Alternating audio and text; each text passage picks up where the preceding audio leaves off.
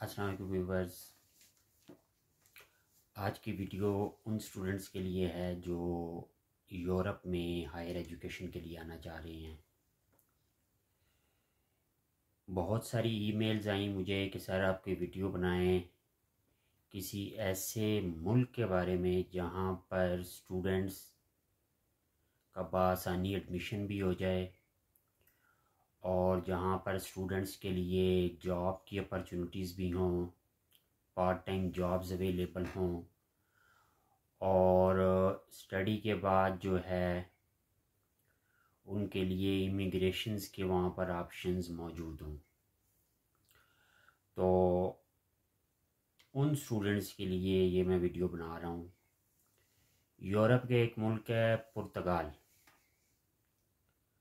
अगर आप वाक़तन यूरोप में आना चाह रहे हैं स्टडी के लिए और सेटलमेंट के लिए, तो आपके लिए पुर्तगाल एक बहुत अच्छा मुल्क है। तो आइए जी, मैं आपको बताता हूँ कि पुर्तगाल में एडमिशन्स की क्या रिक्वायरमेंट्स हैं, पुर्तगाल की यूनिवर्सिटीज़ में एडमिशन्स की क्या रिक्वायरमेंट्स हैं।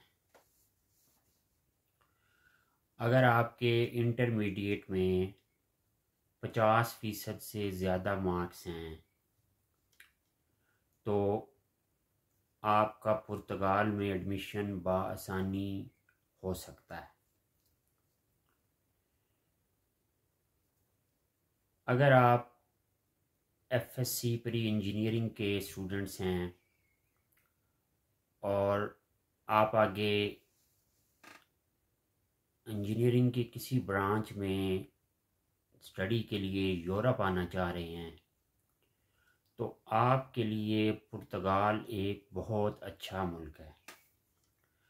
पुर्तगाल में IT, electrical, electronics, mechanical, software engineers की बहुत डिमांड है और यहाँ पे इंजीनियर्स की बहुत ज़्यादा शॉर्टेज है। इसीलिए यहाँ पर बहुत सारे जो इंजीनियर्स हैं वो इंडिया से बुलाए जाते हैं क्योंकि इनके पास अपने इंजीनियर्स की बहुत शॉर्टेज है।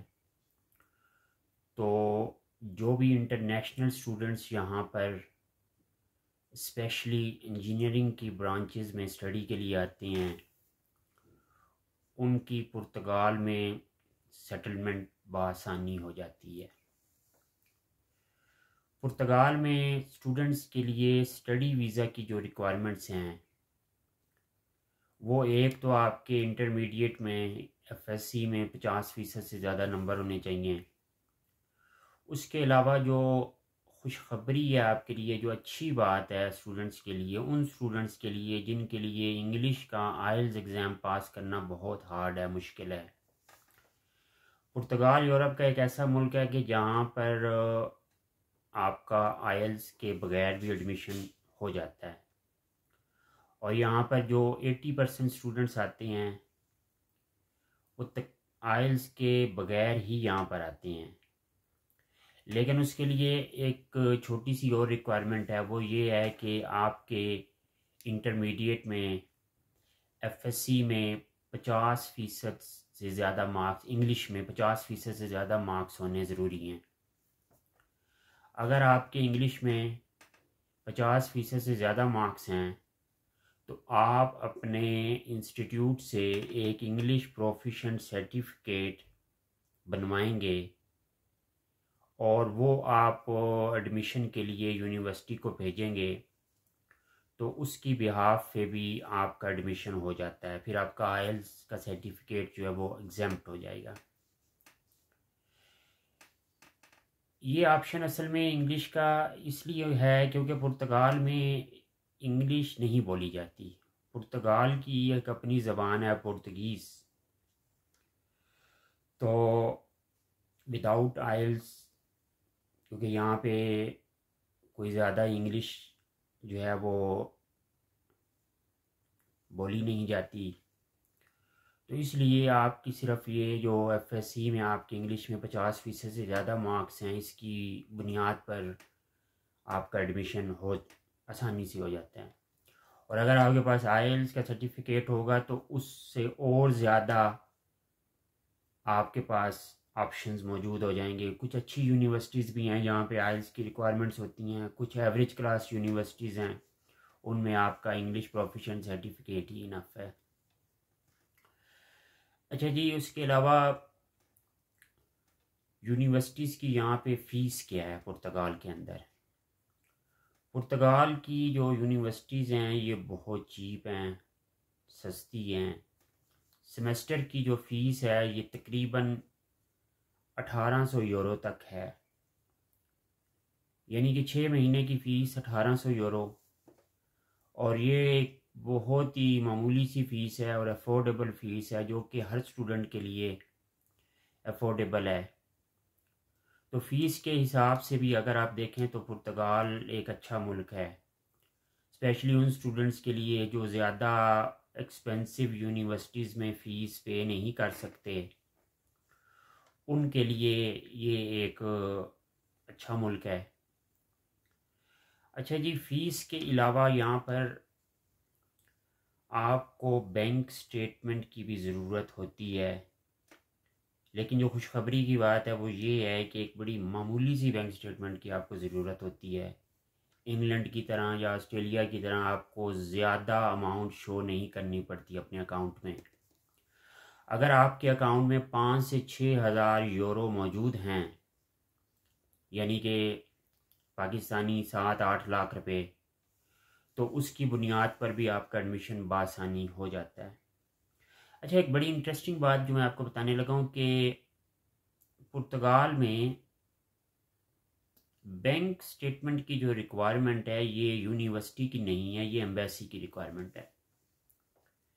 यूनिवर्सिटी के अंदर आपका विदाउट बैंक स्टेटमेंट भी एडमिशन होने के चांसेस मौजूद हैं। अच्छा जी, अब स्टूडेंट्स ने मुझसे, बहुत सारे स्टूडेंट्स पूछते हैं कि जी पुर्तगाल में जॉब्स अपॉर्चुनिटीज़ हैं स्टूडेंट्स के लिए? जी हाँ, पुर्तगाल में बहुत स्टूडेंट्स के लिए जॉब्स हैं, पार्ट टाइम जॉब्स हैं। एग्रीकल्चर की फील्ड में पुर्तगाल में बहुत जॉब्स हैं। और यहाँ पर जितने भी स्टूडेंट्स आते हैं वो उनको 20 घंटे जॉब अलाउ होती है। और वीकडेज जो हॉलीडेज़ आपकी होती हैं, वीकेंड्स या हॉलीडेज़, उसमें आपको फुल टाइम जॉब अलाउ होती हैं। और पुर्तगाल में जो एक एवरेज इनकम है पर आवर के हिसाब से, वो तकरीबन 5 से 6 यूरो तक है। तो अल्हम्दुलिल्लाह जितने भी यहाँ पे स्टूडेंट्स आते हैं उनको जॉब्स के हवाले से यहाँ पर कोई उनको इशू नहीं बनता। उसके अलावा अकोमोडेशन, यूरोप के बाकी मुल्कों के, अगर आप बाकी जितने भी मुल्क हैं देखें तो पुर्तगाल की में जो स्टूडेंट्स के लिए अकोमोडेशन है वो बहुत चीप है, बहुत अफोर्डेबल है। तकरीबन आपको 200 से 300 यूरो के अंदर पर मंथ आपको एक छोटा सा रूम जो है मिल जाता है बआसानी। तो अकोमोडेशन के हिसाब से भी ये मुल्क बहुत चीप है।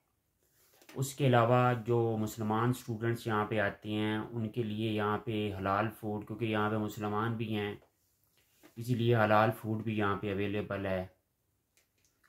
और फूड भी बहुत अफोर्डेबल है, चीप है।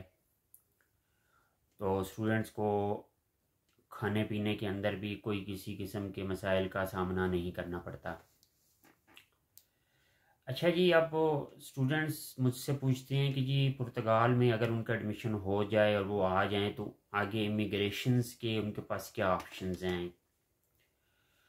अगर आप पुर्तगाल में इंजीनियरिंग की किसी ब्रांच में आना चाह रहे हैं या आईटी की फील्ड में या सॉफ्टवेयर की फील्ड में आना चाह रहे हैं, तो फिर आपके यहाँ पर सेटलमेंट के 100% चांस हैं। यानी कि जैसे ही आपकी स्टडी, बशर्ते कि आपकी स्टडी मुकम्मल हो, अगर आपकी स्टडी मुकम्मल हो जाती है तो आपको यहाँ से जॉब की ऑफ़र आ जाती है। और अगर आप अकाउंटिंग की फील्ड में यहाँ पे आ रहे हैं या बिजनेस एडमिनिस्ट्रेशन की फील्ड में यहाँ पे आ रहे हैं, तो या आर्ट्स के और भी जितने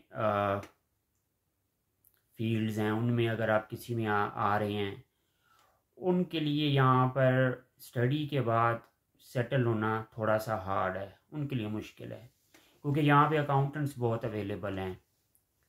यहाँ पे सिर्फ इस वक्त शॉर्टेज जो है वो टेक्निकल जो स्टाफ है उसकी है, और उसके अंदर ज़्यादातर जो इंजीनियर्स हैं उनकी यहाँ पे बहुत ज़्यादा शॉर्टेज है। तो अगर आप electrical, electronics, mechanical, software, IT की यहाँ पर बहुत ज़्यादा डिमांड है। आईटी के लोगों की बहुत ज़्यादा शॉर्टेज है यहाँ पर। सॉफ्टवेयर डेवलपर्स, प्रोग्रामर्स, तो आप लोगों की यहाँ पर बहुत ज़्यादा डिमांड है। और अगर आपके पास पुर्तगाल में वर्क कॉन्ट्रैक्ट आ जाता है तो 2 साल के बाद आपको पुर्तगाल की परमानेंट रेजिडेंसी मिल जाती है। 2 साल का अरसा, यानी कि यूरोप के और किसी मुल्क में ऐसा कोई ऑप्शन मौजूद नहीं है। ये सिर्फ ये ऑप्शन है तो पुर्तगाल के अंदर है। बहुत सारे स्टूडेंट्स आए हुए हैं यहाँ पर जिनसे मेरी अक्सर मुलाकात होती है, तो वो यहाँ पर अल्हम्दुलिल्लाह सेटल हो चुके हैं। वो भी यहाँ पर एज ए स्टूडेंट आए थे, और जैसे ही उनकी स्टडी मुकम्मल हुई, और ज़्यादातर आईटी इंडस्ट्री में आए थे, आईटी इंजीनियरिंग में आए थे, इंफॉर्मेशन टेक्नोलॉजी में आए थे, उनकी जैसी ही स्टडी यहाँ पे मुकम्मल हुई उनको यहाँ पर जॉब्स की ऑफ़र आ गई, और अब वो यहाँ पर सेटल हो चुके हैं। और अगर आपके पास पुर्तगाल की रेजिडेंसी आ जाए तो फिर आप यूरोप के किसी भी मुल्क में बआसानी जा सकती हैं। अच्छा जी, उसके अलावा सेफ्टी और सिक्योरिटी के हवाले से पुर्तगाल एक बहुत सेफ़ और सिक्योर मुल्क है। यहाँ पे हर साल हज़ारों स्टूडेंट्स, इंटरनेशनल स्टूडेंट्स आती हैं स्टडी के लिए, तो आपको सिक्योरिटी और सेफ्टी के हिसाब से कोई किसी किस्म के मसाइल का सामना नहीं होता। बहुत खूबसूरत मुल्क है, सेफ़ है, सिक्योर है, चीप है, और स्टूडेंट्स के लिए बहुत अच्छे यहाँ पे ऑप्शंस हैं। यूनिवर्सिटीज़ जो हैं बहुत अच्छी हैं। यूनिवर्सिटीज़ का जो स्टैंडर्ड है, स्पेशली जो आईटी के लिए लैब्स वगैरह बनी हुई हैं, वो बहुत एडवांस हैं, वेल इक्विप्ड हैं, हर तरह की फैसिलिटी अवेलेबल है। तो इसीलिए अगर आप वाक़तन स्टडी के लिए और इमिग्रेशन के लिए यहाँ पे आना चाह रहे हैं तो आपके लिए ये पुर्तगाल एक बहुत अच्छा मुल्क है। उसके अलावा अगर आपको कोई किसी किस्म की इंफॉर्मेशन रिक्वायर्ड हो, क्योंकि वीडियो बहुत शॉर्ट सी वीडियो होती है, इसमें सारी बातें बताना बहुत मुश्किल हो जाता है, लेकिन अगर आपका कोई क्वेश्चन हो, कोई क्वेरी हो, आप मुझे या ईमेल कर दें या आप कमेंट्स के अंदर उसको कमेंट कर दें। इसके अलावा वीडियो देखने, वीडियो शेयर करने का बहुत शुक्रिया। अगली वीडियो तक मुझे इजाज़त दीजिए। इंशाल्लाह फिर मुलाकात होगी। अपना ख्याल रखिएगा। अल्लाह हाफ़िज़।